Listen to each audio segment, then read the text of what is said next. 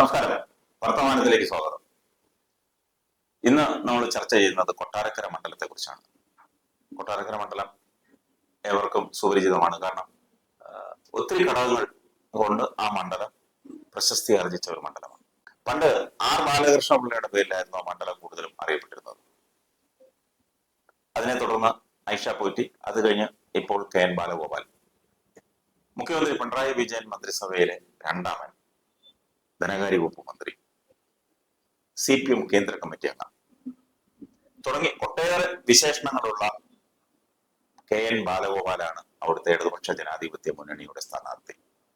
എതിർവശത്ത് നിൽക്കുന്നത് നേരത്തെ CPM MLA ആയിരുന്ന, നീണ്ട 15 വർഷം CPM MLAയും 6 വർഷത്തോളം ജില്ലാ പഞ്ചായത്ത് അംഗവും പ്രസിഡന്റും ഒക്കെ ആയിരുന്ന ശ്രീമതി ഐഷ പോറ്റിയാണ് UDF-ന്റെ സ്ഥാനാർത്ഥി. CPM ഈ അടുത്ത കാലത്ത് മാറി കോൺഗ്രസിൽ ചേർന്നു. കോൺഗ്രസിന്റെ പ്രതിനിധിയായി UDF-ന്റെ സ്ഥാനാർത്ഥിയായി അവിടെ മത്സരിക്കുന്നു. BJP-യുടെ സ്ഥാനാർത്ഥി, NDA-യുടെ സ്ഥാനാർത്ഥി കഴിഞ്ഞ 2 തവണ കോൺഗ്രസിന്റെ സ്ഥാനാർത്ഥിയായി UDF-ന്റെ സ്ഥാനാർത്ഥിയായി മത്സരിച്ച രശ്മിയാണ്. രശ്മി 2 പ്രാവശ്യം ജില്ലാ പഞ്ചായത്ത് അംഗമായിരുന്നു. ആ രശ്മിയാണ് കോൺഗ്രസ് വിട്ട് ഈ സമീപ സമയത്ത് BJP-യിൽ ചേർന്നു. BJP-യുടെ സ്ഥാനാർത്ഥിയായി അവിടെ NDA-ക്ക് വേണ്ടി അവിടെ മത്സരിക്കുന്നു. അങ്ങനെ ഒരു ത്രികോണ മത്സരമാണ് കൊട്ടാരക്കരയിൽ നടക്കുന്നത്. എന്തുകൊണ്ടും കേരളം മുഴുവൻ ഉറ്റുനോക്കുന്ന ഒരു മണ്ഡലത്തിലെ മത്സരം. എങ്ങനെയായിരിക്കും അവിടുത്തെ ഒരു വിജയ പ്രതീക്ഷ ആർക്കായിരിക്കും? തീർച്ചയായിട്ടും ഏറെ ശ്രദ്ധിക്കപ്പെടുന്ന, ഏറെ ആളുകൾ ഉദ്യോഗത്തോടെ നോക്കുന്ന ഒരു മത്സരമാണ് കൊട്ടാരക്കരയിലേത്. ഐഷ പോറ്റിയെ കുറിച്ച് പറഞ്ഞു. ഐഷ പോറ്റിയുടെ പേര് തന്നെ ആൾക്കെല്ലാം വളരെ അത്ഭുതകരമായ ഒരു സംഗതിയാണ്. ഐഷയും പോറ്റിയും തമ്മിൽ ചേരുന്നത് എങ്ങനെയാണെന്നുള്ളത്. ഐഷ പോറ്റിയുടെ പേര് വന്നത് തന്നെ എത്ര പേർക്ക് അറിയാമെന്ന് എനിക്കറിയില്ല. അദ്ദേഹത്തിന്റെ അതൊരു കമ്മ്യൂണിസ്റ്റ് കുടുംബമായിരുന്നു. അദ്ദേഹത്തിന്റെ ഐഷ പോറ്റിയുടെ പിതാവ്, അദ്ദേഹം ഒരു കമ്മ്യൂണിസ്റ്റുകാരനും അദ്ദേഹം വയലാർ രാമവർമ്മയുടെ വലിയ ആരാധകനായിരുന്നു. ഇപ്പൊ വയലാറിന്റെ ഐഷ എന്ന ആ മനോഹരമായ ഖണ്ഡകാവ്യത്തിലെ നായികയാണ് ഐഷ. ഐഷയെ കുറിച്ച് അക്കാലത്ത് എനിക്കൊന്ന് ഐഷ പോറ്റി ജനിക്കുന്ന കാലത്ത് 1958 ഐഷ പോറ്റി ജനിച്ചെന്ന് തോന്നുന്നു. ആ കാലഘട്ടത്തില് ഈ കവിത വളരെയേറെ പോപ്പുലർ ആയിരുന്നു. അപ്പൊ അതുകൊണ്ടാണ് അച്ഛൻ മകൾക്ക് ആ പേര് കൊടുത്തത്. ആലോചിച്ച് നോക്കണം, ഒരു പോറ്റി അദ്ദേഹത്തിന്റെ മകൾക്ക് ഐഷ എന്നൊരു പേര് കൊടുക്കുക. അതും ഒരു സാഹിത്യ പ്രേമം കൊണ്ട്, അല്ലെങ്കിൽ ഒരു കഥാപാത്രത്തോട് ഉള്ള ഒരു സ്നേഹം കൊണ്ട് കൊടുക്കുക എന്നൊക്കെ പറയുന്നത് വളരെ അപൂർവമായിട്ട് കേരളത്തിൽ സംഭവിച്ചിട്ടുള്ള ഒരു കാര്യമാണത്. പണ്ട് കാലത്ത് കുമാരനാശാന്റെ കവിതകളുടെ പേരുകൾ പല കുടുംബങ്ങളിലും അവരുടെ പെൺമക്കൾ കൊടുത്തിട്ടുണ്ട്. അപ്പൊ അതിന്റെ ഒരു പ്രത്യേകമാണ് ഐഷ പോറ്റി. അപ്പൊ ഇടതുപക്ഷ പ്രസ്ഥാനത്തിലൂടെ വന്ന തീർത്തും ഒരു കമ്മ്യൂണിസ്റ്റുകാരിയായ ഐഷ പോറ്റി വളരെ വളരെ നാടകീയമായി ഞെട്ടിക്കുന്ന വിധത്തിൽ എന്തുകൊണ്ട് കമ്മ്യൂണിസം വിട്ടു. തീർച്ചയായിട്ടും അവരൊരു അഴിമതിക്കാരിയല്ല, അവർ നേട്ടങ്ങൾക്ക് വേണ്ടിയല്ല, പദവികൾക്ക് വേണ്ടിയാണ് എന്ന് ഞാൻ കരുതുന്നില്ല. കമ്മ്യൂണിസ്റ്റ് പാർട്ടിയിൽ നിന്ന് അവർക്കുണ്ടായ അവഗണനയൊക്കെയുള്ള പ്രതിഫലനമായിരുന്നു. എനിക്ക് തോന്നുന്നു കഴിഞ്ഞ തെരഞ്ഞെടുപ്പില് അവർ മത്സരിച്ച കഴിഞ്ഞ മുമ്പത്തെ തെരഞ്ഞെടുപ്പിൽ അവരുടെ ഭൂരിപക്ഷം എത്രയായിരുന്നു? അവരുടെ ഭൂരിപക്ഷം 45,000 വോട്ടിന്റെ ഭൂരിപക്ഷം. ആലോചിച്ച് നോക്കണം. ശരിക്കും പറഞ്ഞ അതിന് ശേഷം പിന്നീട് ഇപ്പോഴത്തെ സ്ഥാനാർത്ഥി ബാലഗോപാലും ജയിച്ച എത്ര വോട്ടിനാ? ഐഷ പോറ്റി മത്സരിച്ച കാലഘട്ടത്തിൽ 45,000 ഇഷ്ടം വോട്ട് നേടി അവര് കേരളത്തിലെ തന്നെ ഏറ്റവും വലിയ ഭൂരിപക്ഷങ്ങളിൽ ഒന്നായി അവര് വിജയിച്ചിരുന്നു. തൊട്ടടുത്ത പ്രാവശ്യം ബാലഗോപാൽ മത്സരത്തിലേക്ക് വന്നപ്പോൾ ബാലഗോപാൽ വിജയിച്ചത് വെറും 10,600 വോട്ട്. അത് ശരി. അപ്പൊ 32,000 വോട്ടിന്റെ ഫോളാണ് ഉണ്ടായത്. അത് നമുക്ക് സ്വാഭാവികമായിട്ട് മനസ്സിലാക്കേണ്ട. അപ്പൊ BJP-യുടെ വോട്ട് കൂടിക്കാണും. BJP-യുടെ വോട്ട്, BJP-ക്ക് എപ്പോഴും ഉണ്ടാകുന്ന വോട്ട്, അത് BJP കിട്ടി. പക്ഷെ അതിന് മുമ്പത്തെ ഇലക്ഷനിലെ വലിയ ഭൂരിപക്ഷം നേട്ടമൊന്നും വരാനില്ല. BJP-യുടെ വോട്ടുകൾ അവർ പിടിക്കാറുണ്ട്. പക്ഷേ അവിടെ വന്നത് അവർക്ക് ഐഷ പോറ്റിക്ക് അവരുടേതായ ചില ബന്ധങ്ങളും സുഹൃത്തുക്കളും ജനകീയത, ഈ രാഷ്ട്രീയം നോക്കാതെ അവരെ സപ്പോർട്ട് ചെയ്തു. യഥാർത്ഥ കമ്മ്യൂണിസ്റ്റ് അല്ലെങ്കിൽ ഇടതുപക്ഷ ജനാധിപത്യ മുന്നണിയുടെ വോട്ടാണ് കഴിഞ്ഞ തവണ ബാലഗോപാൽ പിടിച്ചത്. അപ്പൊ സ്വാഭാവികമായിട്ടും അത് നല്ലൊരു സൂചന. ഇത്തവണ അവർ UDF-ന്റെ സ്ഥാനാർത്ഥിയായിട്ട് വന്നാലും UDF-ന്റെ വോട്ടിന് പുറത്ത് അവരുടേതായിട്ടുള്ള കുറച്ച് വോട്ടുകൾ എന്തായാലും ഉണ്ടാവാൻ സാധ്യതയുണ്ടല്ലോ. ഉറപ്പുണ്ട്. അത് അവരുടെ ഒരു വിജയസാധ്യത വർദ്ധിപ്പിക്കുകയല്ലേ ചെയ്യുന്നത്? വിജയസാധ്യത വർദ്ധിപ്പിക്കുകയല്ലേ എന്ന് ചോദിക്കുമ്പോൾ അതിന് ചില 1-2 ഘടകങ്ങളുണ്ട്. CPM അതുപോലെ ഇടതുപക്ഷ ജനാധിപത്യ മുന്നണി അവിടെ ഒരു വോട്ട് പോലും ചോർന്നു പോകാതെ അവരുടെ ഒരു പ്രസ്റ്റീജ് മത്സരമായി അവരെടുത്തിട്ടുണ്ട്. തീർച്ചയായിട്ടും. കാരണം അവരുടെ ഒരാള് അവിടെ വിട്ട് പോവുക എന്ന് പറയുന്ന ആൾക്കാർ മുഖത്തടിക്കുന്നത് പോലെയാണല്ലോ. അതെ അതെ, അവരെല്ലാ വഴിയും നോക്കും. അവര് ഒരു വോട്ട് പോലും ചോർന്നു. മാത്രമല്ല അവരുടെ മന്ത്രിസഭയിലെ രണ്ടാമനായ പിന്നെ ധനമന്ത്രിയാണ് മത്സരിക്കുന്നത്. ധനമന്ത്രി തോക്കുക എന്ന് പറഞ്ഞാൽ ധനനയം തന്നെ തോറ്റു എന്നർത്ഥം അല്ലേ? അത് മാത്രമല്ല കേന്ദ്ര കമ്മിറ്റി അംഗം കൂടെ, കേന്ദ്ര കമ്മിറ്റി അംഗമാണ്. അതെ, ഭാവിയിൽ ഈ പാർട്ടിയെ, കമ്മ്യൂണിസ്റ്റ് മാർക്സിസ്റ്റ് പാർട്ടിയെ നയിക്കാൻ ശേഷം ഒരുപക്ഷെ നയിക്കാനായിട്ട് ഒരാളാണ്. അത് നമുക്ക് നിഷേധിക്കാൻ പറ്റത്തില്ല. തീർച്ചയായും അവർക്ക് ബാലഗോപാലിന്റെ തോൽവി അവർക്ക് ഉൾക്കൊള്ളാൻ പറ്റില്ല, ഉൾക്കൊള്ളാൻ പറ്റില്ല. പക്ഷെ ബാലഗോപാൽ മുൻപ് മത്സരിച്ച തെരഞ്ഞെടുപ്പുകളിൽ എല്ലാം തോറ്റിട്ടുണ്ട്. ഓ ശരി. ആദ്യമായിട്ട് ജയിക്കുന്നത് പക്ഷെ കൊട്ടാരക്കര ആയിരിക്കാം. അത് ശരി. അദ്ദേഹം ആദ്യമായി ജയിക്കുന്നത് കൊട്ടാരക്കരയായിരിക്കും. കാരണം പാർലമെന്റിൽ പുള്ളി മത്സരിച്ചു, കൊല്ലം പാർലമെന്റിൽ പക്ഷെ ഒരു കാര്യം ആലോചിക്കണം, ഈ ഐഷ പോറ്റി അങ്ങനെ ഫ്ലൂക്കിൽ ജയിച്ചു വന്ന ആളൊന്നും അല്ല. അവര് ജില്ലാ കമ്മിറ്റി മെമ്പറായിരുന്നു, ജില്ലാ പഞ്ചായത്ത് പ്രസിഡന്റ് ആയിരുന്നു. അവര് CPM-ൽ തന്നെ തുടക്കം തൊട്ടേ രംഗത്തുണ്ടായിരുന്ന ഒരാളാണ്. അല്ലാതെ ആരെങ്കിലും വെറുതെ ഒരു സ്വതന്ത്ര സ്ഥാനാർത്ഥിയായിട്ട് പരീക്ഷ ജയിച്ചു വന്ന ഒരു വനിതയല്ല. അപ്പം ബാലഗോപാലിന് അറിയാവുന്ന ബന്ധങ്ങളെല്ലാം ഐഷ പോറ്റിക്ക് ഉണ്ടെന്ന് മനസ്സിലാക്കണം. അവിടെ ഐഷ പോറ്റിക്ക് അറിയാവുന്ന ബന്ധങ്ങൾ ബാലഗോപാലിന് ഇല്ല. ഞാൻ പറഞ്ഞത് ഐഷ പറ്റി അങ്ങനെ കുറച്ച് കാണണ്ട എന്നുള്ളതാണ് ഞാൻ പറഞ്ഞത്. ഐഷ പോറ്റി ആരും അവിടെ കുറച്ച് കാണുന്നില്ല, ആ മണ്ഡലത്തിൽ ഐഷ പോറ്റി കുറച്ച് കാണുന്നില്ല. പക്ഷേ അവിടെ രാഷ്ട്രീയ സാഹചര്യങ്ങൾ, അതായത് ഇപ്പൊ തന്നെ ഇടതുപക്ഷ മുന്നണിയിലുള്ള ആളുകളല്ലാതെ തന്നെ പൊതുജനത്തിൽ ഒരു സംസാരമൊക്കെ, ഒരു പ്രചരണമൊക്കെ ഇളക്കി വിട്ടിട്ടുണ്ട്. അവര് അധികാരത്തിന് വേണ്ടി, അവരെ കഴിഞ്ഞ പ്രാവശ്യം മന്ത്രിയാക്കിയില്ല, അവരെ സ്പീക്കറാക്കിയില്ല, അല്ലെങ്കിൽ അവരെ മന്ത്രിസഭയിൽ ഉൾപ്പെടുത്തിയില്ല എന്നൊക്കെ ഉള്ളൊരു ഇത് വന്നു. അധികാരത്തിന് വേണ്ടി അവര് കുലംകുത്തിയായി. പണ്ടൊരു അല്ല അത് ഐഷപ്പറ്റിക്ക് അത് ബാധകമാണെന്ന് എനിക്ക് തോന്നുന്നില്ല. കാരണം അവരങ്ങനെ അധികാരത്തിന് വേണ്ടി കുലംകുത്തിയാകുന്ന ഒരു സ്ത്രീയാണെന്ന് ആരും കരുതുന്നില്ല. അവരുടെ അവഗണന അവർക്ക് സഹിച്ചില്ല. അവരെ തീർത്ത് അങ്ങ് അവഗണിച്ച് ഞാൻ പറഞ്ഞ കമ്മ്യൂണിസ്റ്റ് വികാരമുള്ളവർക്കുണ്ടല്ലോ. അപ്പം പിന്നെ സുധാകരന്റെ കാര്യത്തിൽ അത് സംഭവിച്ചത്. കമ്മ്യൂണിസ്റ്റ് വികാരമുള്ളവർക്ക് അവരെ പാർട്ടി തന്നെ അവഗണിക്കുന്ന കാണുമ്പോൾ അവർക്കൊരു വിഷമം ഉണ്ടാവും. അത് അവർക്ക് എല്ലാത്തിനും അതീതമായിട്ടുള്ള വലിയൊരു മുറിവായിട്ട് അവർ മനസ്സിൽ കിടക്കും. അതാണ് ഞാൻ കാണുന്നത്. ഐഷ പോറ്റിയിൽ ഞാൻ കാണുന്നതാണ്. ഈ അവര് പോയപ്പോൾ അത് അവരെ അവഗണിച്ചു എന്ന് പാർട്ടി ഒരിക്കലും പറയുന്നില്ല. അവരുടെ പാർട്ടി പറയുന്നില്ല. അവരെ അവഗണിച്ചു, ഒരു കാരണവശാലും അവരെ അവഗണിച്ചിട്ടില്ല എന്നുള്ളത് തന്നെ അവർ പറയുന്നത്. അവർ പക്ഷേ പോയത് അധികാരത്തിന് വേണ്ടി, അവർക്ക് MLA ആവണം, മത്സരിക്കണം, അധികാരം കിട്ടണം, അധികാരത്തിന്റെ എന്താണ് അതിൽ അവർക്ക് അധികാരം കിട്ടണം എന്നതിന് വേണ്ടി മാത്രമാണ് പോയെന്നാണ് അവർ മനസ്സിലാക്കുന്നത്. 47,000 സീറ്റ് വോട്ട് നേടി ജയിച്ച ഐഷ പോറ്റി 2 തവണ എന്ത് കാരണത്തിന് പുറത്താണ് അവരെ 3 പ്രാവശ്യം ജയിച്ചതിന്റെ പേരില്ല. പക്ഷെ വീണ്ടും മത്സരിക്കുന്നുണ്ട് ഇത്തവണ. ആ ഓരോ ഗ്യാപ്പിന് ശേഷം വീണ്ടും മത്സരിക്കുന്നുണ്ട്. ഐഷ പോറ്റിയെ തഴഞ്ഞു എന്നുള്ള ചോദ്യം അതിനകത്തില്ലേ? ഓരോ പ്രാവശ്യം അവർ മത്സരിക്കുമ്പോഴും മനസ്സിലാക്കണം, ആദ്യത്തെ പ്രാവശ്യം കിട്ടിയ ഭൂരിപക്ഷം അല്ല രണ്ടാമത്തെ പ്രാവശ്യം, അതിന് ഇരട്ടി വളരെ അപൂർവമായിട്ടാണ് അങ്ങനെ സംഭവിക്കുന്നത്. വളരെ അപൂർവമായിട്ടാണ് സംഭവിക്കുന്നത്. അപ്പൊ അത്രമാത്രം ജനപ്രിയമായ അത്രമാത്രം ജനപിന്തുണയുള്ള ഒരു നേതാവാണെന്ന് വേണം കരുതാൻ. അപ്പൊ എത്രമാത്രം CPM പരമാവധി ശ്രമിക്കും തോപ്പിക്കാനായിട്ട്. തീർച്ചയായിട്ടും ഈ പറഞ്ഞതുപോലെ 2006 ബാലകൃഷ്ണപിള്ള തോറ്റതിന് ശേഷം അവിടെ ഉണ്ടായിട്ടുള്ള ഈ പുനഃസംഘടനയിലെ മണ്ഡലം പുനഃസംഘടനയിലെ LDF അനുകൂലമായിട്ടുള്ള ചില പഞ്ചായത്തുകളൊക്കെ അതിനകത്ത് വന്നിട്ടുണ്ടല്ലോ. മണ്ഡലം ഡീലിമിറ്റേഷനിനകത്ത് നേരത്തെ നെടുവത്തൂർ പഞ്ചായത്ത് എന്ന് പറയുന്ന പഞ്ചായത്ത് അബോളിഷ് ചെയ്തു പോയി, അതില്ല. നെടുവത്തൂർ മണ്ഡലം B രാഘവനും എഴുവൺ നാരായണനൊക്കെ അതൊരു കമ്മ്യൂണിസ്റ്റ് മണ്ഡലമായിരുന്നു. പക്ഷെ കമ്മ്യൂണിസ്റ്റ് മണ്ഡലമായിരുന്നുവെങ്കിലും അവസാന കാലഘട്ടത്തിൽ അത് എഴുവൺ നാരായണൻ 2 പ്രാവശ്യം, കോൺഗ്രസിന്റെ 2 പ്രാവശ്യം എഴുവൺ നാരായണൻ ആ മണ്ഡലം പിടിച്ചെടുത്തിരുന്നു. പക്ഷെ ആ മണ്ഡലത്തിലെ ഒരു 4 പഞ്ചായത്ത്, അത് ആ പഞ്ചായത്തൊക്കെ കാലാകാലങ്ങളിൽ ഭരിച്ചുകൊണ്ടിരുന്നത് LDF ആയിരുന്നു. CPM മൊത്തം ചേർന്ന് അതിനകത്ത് 8 പഞ്ചായത്തിലെ 4 പഞ്ചായത്ത്, ആ 4 പഞ്ചായത്ത് കൊട്ടാരക്കരയോടൊപ്പം ചേർന്നു. അപ്പൊ നമുക്ക് എങ്ങനെ വേണേലും നമുക്ക് എങ്ങനെയൊക്കെ കൂട്ടിക്കിഴിച്ചാലും ശരി, അതൊരു ഇടതുപക്ഷ മണ്ഡലമായിട്ട് നമുക്ക് വേണമെങ്കിൽ അതിനെ കാണാം. പക്ഷെ അവിടെയാണ് ആ ഇടതുപക്ഷ മണ്ഡലത്തിലെ യഥാർത്ഥ വോട്ടുകൾ കഴിഞ്ഞ പ്രാവശ്യം KN ബാലഗോപാൽ പിടിച്ചു.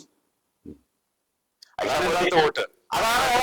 14 വോട്ടിന് ഭൂരിപക്ഷം, അത്രേ ഉള്ളൂ. അതാണ് യഥാർത്ഥ വോട്ട്. ആ 14 വോട്ടിന് മറികടക്കാൻ കഴിയുമെന്നുള്ള ചോദ്യമാണ് ഇപ്പൊ ഉദ്ദേശിച്ചത്. ആ 1000 വോട്ട് മറികടക്കണ്ടല്ലോ. അതിനകത്തൊരു 5000 വോട്ട്, 6000 വോട്ട് മാറിക്കഴിഞ്ഞാൽ അവിടെ വിജയം മാറിയല്ലോ.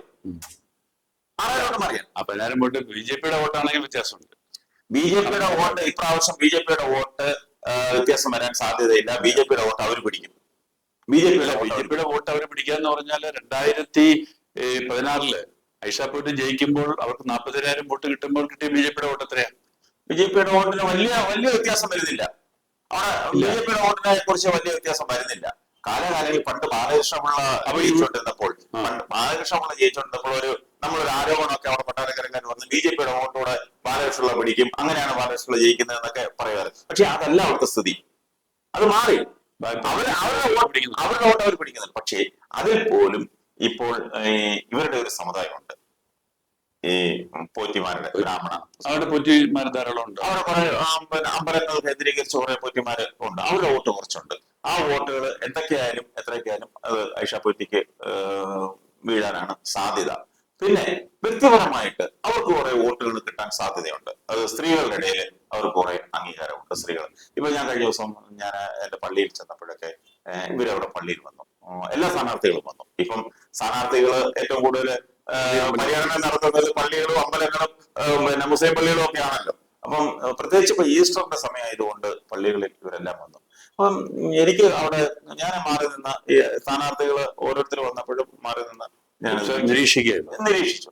അപ്പോ അതിനകത്ത് സ്ത്രീകളുമായി ഏറ്റവും കൂടുതൽ സംസാരിക്കും. അവരെല്ലാം ഓടിച്ചെന്ന് അവരെ ആലിംഗനം ചെയ്യുകയൊക്കെ ചെയ്ത് മുഖത്തേക്ക് നോക്കിയാൽ അറിയാം, അവരുടെ മുഖഭാവത്തിൽ നിന്നറിയാം അവരുടെ ആ ഒരു അവരോടുള്ള ആ ഒരു സ്നേഹവും ബഹുമാനവും ഒക്കെ. അപ്പൊ അത് കാണാൻ കഴിഞ്ഞു. അത് അവിടെ നിന്നുള്ളതല്ല, മണ്ഡലത്തിൽ പൊതുവായ ഒരു വികാരം സ്ത്രീകളുടെ ഇടയ്ക്ക് ഒരു സ്വാധീനം ഐഷ പോറ്റിക്ക് ഉറപ്പിക്കാൻ കഴിഞ്ഞിട്ടുണ്ട് എന്നുള്ളതാണ് കാണുന്നത്. ബാലഗോപാലൻ ഇപ്പൊ ശരിക്കും പറഞ്ഞാൽ നല്ലൊരു സ്ട്രഗിൾ ആണ് എന്ന് ഞാൻ പറയുന്നില്ല.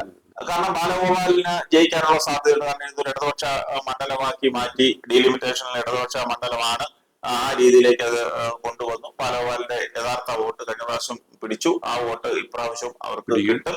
പിന്നെ കുറച്ച് പുതിയ വോട്ടുകളൊക്കെ വന്നിട്ടുണ്ട്. വിദ്യാർത്ഥികളെ പിടിച്ചതിനേക്കാളും കുറെ കൂടെ കൂടുതൽ വോട്ട് പിടിച്ചാൽ മാത്രമേ ഇത്തവണ ജയിക്കാൻ സാധ്യതയുള്ളൂ. പക്ഷേ അതിനുള്ള സാഹചര്യങ്ങളൊക്കെ കളമൊക്കെ ഒരുക്കി ഇട്ടിട്ടുണ്ട്. ബാലഗോപാൽ അവിടെ ഒരുപാട് കാര്യങ്ങൾ ചെയ്തു എന്നൊക്കെ അദ്ദേഹത്തിന്റെ പ്രകടന പത്രികയിൽ പറയുന്നുണ്ട്. അദ്ദേഹം ഒരുപാട് വികസന പ്രവർത്തനങ്ങളൊക്കെ അവിടെ ചെയ്തിട്ടുണ്ട്. താങ്കൾ ആ നാട്ടുകാരനാണല്ലോ. ഞാൻ ആ നാട്ടുകാരനാണ്. വികസന പ്രവർത്തനങ്ങൾ ചെയ്തു എന്നൊക്കെ അദ്ദേഹം പറയുന്നുണ്ടെങ്കിലും അദ്ദേഹം പറയുന്നുണ്ട് വികസന പ്രവർത്തനങ്ങൾ. അദ്ദേഹത്തിന്റെ പിന്നെ വീടിന് മുന്നിലുള്ള റോഡൊക്കെ പൊളിച്ചെടുക്കുന്നൊക്കെ നേരത്തെ അത് കോൺഗ്രസ്സുകാരൊക്കെ എടുത്ത് പറയുന്നുണ്ട്. കോൺഗ്രസ്സുകാരാണ് പോയി സത്യാഗ്രഹം ഇരിക്കുകയൊക്കെ ചെയ്തിട്ടുണ്ടെന്ന് ഞങ്ങൾക്കും എനിക്ക് ഒരു പ്രാവശ്യം നമ്മൾ കണ്ടതാണ്, സോഷ്യൽ മീഡിയ കണ്ടതാണ്. അവിടുത്തെ യൂത്ത് കോൺഗ്രസിന്റെ സംസ്ഥാന സെക്രട്ടറി ബാലഗോപാൽ താമസിക്കുന്ന വീടിന്റെ മുന്നിലത്തെ കുഴി അടച്ചിട്ടില്ല എന്ന് പറഞ്ഞ് പുള്ളി അവിടെ കുത്തിയിരിക്കുകയും അവിടെ അദ്ദേഹത്തെ ആദർശവാനായിട്ട് കാണാം. കണ്ടെങ്ങനെയാണല്ലോ ശാസ്ത്രീയ പോലെയുള്ള പ്രധാനമന്ത്രിമാരുണ്ടായിരുന്ന കാലത്ത് സ്വന്തം മണ്ഡലമല്ല നാടിന്റെ വികസനമാണ് എന്ന് പറഞ്ഞ് സ്വന്തം വീടിന്റെ മുന്നിലത്തെ റോഡ് നന്നാക്കാതിരിക്കുന്ന ഒരു ആദർശവാനായ നേതാവായിക്കൂടെ അദ്ദേഹം. അങ്ങനെ നമുക്ക് കരുതാം. കാരണം അദ്ദേഹം പൊതുവില് കേരളത്തിന്റെ ധനകാര്യ വകുപ്പ് മന്ത്രിയാണ്, അല്ല കൊട്ടാരക്കരയുടെ ധനകാര്യ വകുപ്പ് മന്ത്രിയല്ല, അത് കേരളത്തിന്റെ ധനകാര്യ വകുപ്പ് മന്ത്രിയാണ്. അപ്പൊ അദ്ദേഹത്തിന് കേരളം കൊട്ടാരക്കര മാത്രം നോക്കിയാൽ പോരല്ലോ. അപ്പോൾ അങ്ങനെ വ്യാഖ്യാനിക്കാം. എന്തായാലും രണ്ട് കടുത്ത മത്സരമാണ്. പക്ഷെ അത് വേറെ കാര്യമുണ്ട്. ഒരു കാര്യം നമുക്ക് ശ്രദ്ധേയമാണ്.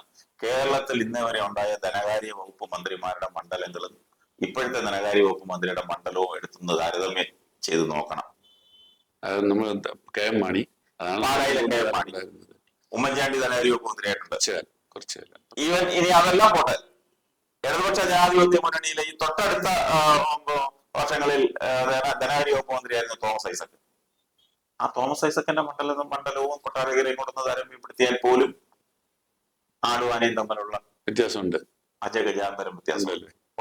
പിന്നെ അദ്ദേഹം ചെയ്തിട്ടുണ്ട് എന്ന് പറയുന്ന കാര്യങ്ങളിലൊന്നും ഞാൻ തർക്കിക്കുന്നില്ല. അദ്ദേഹം ചെയ്തിട്ടുണ്ട് ആവട്ടെ. ഇപ്പൊ തന്നെ ബൈപ്പാസ്, കൊട്ടാരക്കര ബൈപ്പാസ് പിന്നെ കൊണ്ടുവരുന്നു. അതിന്റെ നടപടിക്രമങ്ങളൊക്കെ പൂർത്തിയാക്കി ഇപ്പൊ ഉടൻ ബൈപ്പാസ് വരും എന്നുള്ള ഒരു പ്രതീതി അവിടെ നമ്മുടെ കൊട്ടാരക്കര. ഞാൻ ഓർത്തഡോക്സ് വിശ്വാസിയാണ്. അപ്പൊ കൊട്ടാരക്കര കൺവെൻഷൻ ബൈപ്പാസിനുള്ള പിന്നെ സ്ഥലമൊക്കെ എടുത്തു കഴിഞ്ഞോ? സ്ഥലം എടുത്തിട്ടില്ല, റോഡ് വെട്ടിയിട്ടില്ല, ബൈപ്പാസ് വരുമെന്നുള്ള വാഗ്ദാനം മാത്രം. ശരി, നോ കമന്റ്സ്. എനിക്ക് ഒരു കമന്റ് പറഞ്ഞ കേട്ടോ ബൈപ്പാസിങ് വന്നെന്ന് അദ്ദേഹത്തിന്റെ പിന്നെ വികസന രേഖയിൽ പറയുന്ന ബൈപ്പാസ്, കൊട്ടാരക്കര ബൈപ്പാസ് അദ്ദേഹത്തിന്റെ ഒരു ഡ്രീം പ്രോജക്റ്റ് ആണ്. അതിനുവേണ്ടി അദ്ദേഹം കഴിഞ്ഞ 5 കൊല്ലമായി, 5 കൊല്ലത്തിന് മുമ്പ് ഐഷ പോറ്റി MLA ആയിരുന്നപ്പോൾ അവിടെ ഫ്ലൈ ഓവറിന് വേണ്ടി AS-ഉം TS-ഉം വരെ കിട്ടിയതാണ്. ടെൻഡർ നടപടിയിലേക്ക് പോകാൻ വേണ്ടി മാത്രം പോയത് കൊണ്ട് അങ്ങ് പോയി. ഐഷാപോറ്റിയുടെ കൂടെ പിന്നെ ഫ്ലൈ ഓവർ പോയി. പിന്നെ വന്നത് ബൈപ്പാസ് ആണ്. ബൈപ്പാസ് 5 വർഷമായിട്ട് പറയുന്ന ബൈപ്പാസ് ഇന്നും അദ്ദേഹത്തിന്റെ വികസന രേഖയിലുണ്ട്. ഞാൻ തെറ്റ് പറയുന്നില്ല. അതുപോലെ തന്നെ കൊട്ടാരക്കര ട്രാൻസ്പോർട്ട് ബസ് സ്റ്റാൻഡ് അദ്ദേഹം 5 വർഷം വാഗ്ദാനങ്ങൾ മാത്രം എടുത്താൽ അദ്ദേഹത്തിന് നല്ല ഭൂരിപക്ഷം കിട്ടണം. അദ്ദേഹത്തിന് ഭൂരിപക്ഷം വാഗ്ദാനങ്ങളിലെ ഭൂരിപക്ഷവും അല്ലാതെ ഭൂരിപക്ഷം കൂടെ അദ്ദേഹം ജയിക്കണം. കാരണം ഈ വാഗ്ദാനങ്ങൾ ഇങ്ങനെ നിലനിൽക്കുവാണ്, അതെല്ലാം പൂർത്തീകരിക്കട്ടെ. കൊട്ടാരക്കരക്കാർക്ക് ഈ വാഗ്ദാനങ്ങളെല്ലാം കിട്ടാൻ. ഭരണം കിട്ടിയില്ലെങ്കിൽ എങ്ങനെ അദ്ദേഹം വാഗ്ദാനങ്ങൾ പാലിക്കും? ഭരണം കിട്ടിയില്ലെങ്കിൽ എന്നുള്ളത് ഭരണം കിട്ടുമല്ലോ. മൂന്നാം ഭരണം പിന്നെ ഇടതുപക്ഷ ജനാധിപത്യ മുന്നണി മൂന്നാമത് ഭരിക്കും എന്നുള്ളതാണല്ലോ അവരുടെ പ്രകടന പത്രികയിലും അതുപോലെ ഇടതുമുന്നണി പറയുന്നത്. മൂന്നാം ഇടതുപക്ഷ മുന്നണി മൂന്നാം തവണ അധികാരത്തിൽ വരും, പലതുപോലെ തന്നെ ധനകാര്യമന്ത്രിയാവും, ബൈപ്പാസും വരും എന്നൊക്കെ നിങ്ങൾക്കൊക്കെ വിമർശിക്കാം അല്ലെ? ഞാനൊരു കൊട്ടാരക്കരക്കാരൻ എന്നുള്ള നിലയിൽ പ്രതീക്ഷയോടെ ആത്മവിശ്വാസത്തോടെ പറഞ്ഞ കാര്യം. ആകട്ടെ എന്ന് ഞാൻ കൊട്ടാരക്കര ബൈപ്പാസ് കൊണ്ട് എന്റെ ആവശ്യം, കാരണം ഞാൻ വഴിക്ക് യാത്ര ചെയ്യുന്ന ഇവിടുന്ന് മുണ്ടക്കയത്തേക്ക് പോകുന്നത് അത് വഴിയാണല്ലോ, കൊട്ടാരക്കര വഴിയാണെന്നല്ലോ പോകുന്നത്, വേറെ വഴിയില്ലല്ലോ. പക്ഷെ 16 വഴി അങ്ങനെ പോവാം അല്ലേ? അത് പക്ഷെ ആ റോഡ് നല്ലതാണ് കേട്ടോ. ഇത് വഴിയും പോകാം, തിരക്കൊക്കെ ഒഴിഞ്ഞ് ഇത് വഴിയും പോകാം. പക്ഷെ പോകാൻ നല്ല റോഡ് വരട്ടെ. പിന്നെ അതുപോലെ തന്നെ ഹെലിപ്പാഡ് അവിടെ ഉണ്ടാക്കാൻ പോവാം. ശരി. അത് ആദ്യ ഹെലിപ്പാഡ്, പിന്നെ വിമാനത്താവളത്തിലേക്ക് മാറാം. അല്ല, ഈ ഹെലിപ്പാഡുകൾ എല്ലാ ജില്ലയിലും എല്ലാ മണ്ഡലങ്ങളിലും ഉണ്ടായ നല്ല കാര്യമാണ്. MLA മാർക്കും എല്ലാം പറന്ന് മണ്ഡലങ്ങളിൽ ഇറങ്ങാനും അവരുടെ പിന്നെ പ്രവർത്തനങ്ങൾ കൂടുതൽ വിപുലീകരിക്കാനും ഒക്കെ കഴിയുന്നുണ്ട്. ഇത് പിന്നെ ഹെലിപ്പാഡ് വരുന്നതിന്റെ ഒരു പിന്നെ ഉദ്ദേശം എന്ന് പറയുന്നത്, കേരളത്തിൽ എനിക്ക് തോന്നുന്ന ഒരിടത്തെ തുടങ്ങിയിട്ട് വരുന്ന വർക്ക് നിയർ ഹോം എന്നും പറഞ്ഞൊരു പദ്ധതി അവിടെ ഉണ്ടായി.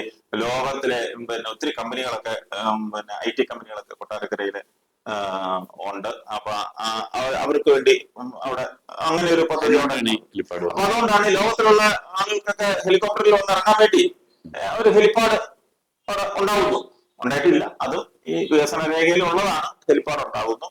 ആ ഹെലിപ്പാഡ് വേണമെങ്കിൽ ഭാവിയിൽ അങ്ങനെ ഒരു അന്താരാഷ്ട്ര വിമാനത്താവളമായി മാറിക്കൂടെ? അതൊക്കെ കൊട്ടാരക്കരക്കാർക്ക് ഇതുപോലെ രാഷ്ട്രം വേണ്ട ഒരു വിമാനത്താവളം എന്ന് പറഞ്ഞാൽ മതി. ഒത്തിരി അന്താരാഷ്ട്രം അല്ല, ഇവിടുന്ന് ഒരുപാട് പ്രവാസികളുണ്ട്. ആ പ്രവാസികൾക്കൊക്കെ യാത്ര ചെയ്യാനൊക്കെ മറ്റേ വരുന്നുണ്ടല്ലോ ശബരി പിന്നെ ആറന്മുള. അതൊക്കെ പോയില്ലേ? അല്ലല്ല, ആറന്മുള അല്ല, അടുത്ത മലയാളം പ്ലാന്റേഷൻ ശബരിമല വരുന്നവർക്ക് വരാനായിട്ട്. അത് പിന്നെ കൊട്ടാരക്കര എന്തുകൊണ്ട് വന്നോടാ? കൊട്ടാരക്കരയിൽ ഭാവിയിൽ ഒരു അന്താരാഷ്ട്ര വിമാനത്താവളങ്ങൾ തമ്മിൽ കൂട്ടിമുട്ടും, അതാണ് പ്രശ്നം എന്നൊക്കെ പറഞ്ഞ് പരിഹസിക്കാൻ നിങ്ങൾക്കൊക്കെ എളുപ്പമാണ്. പക്ഷെ അങ്ങനെയല്ല. കൊട്ടാരക്കരയില് ഞങ്ങളെല്ലാം കൊട്ടാരക്കരക്കാരാണ്. കൊട്ടാരക്കരയിൽ ഒരുപാട് പ്രവാസികളുള്ള സ്ഥലമാണ്. അപ്പൊ അവിടെ ഒരു പിന്നെ ആദ്യം തുടക്കം എന്നുള്ള നിലയിൽ ഹെലിപ്പാഡ്, അത് കഴിഞ്ഞിട്ട് പതുക്കെ ഒരു ഡൊമസ്റ്റിക് എയർപോർട്ട്, അത് കഴിഞ്ഞ് ഇന്റർനാഷണൽ എയർപോർട്ട്, അതിലേക്ക് വരാൻ സാധ്യതയുണ്ട്.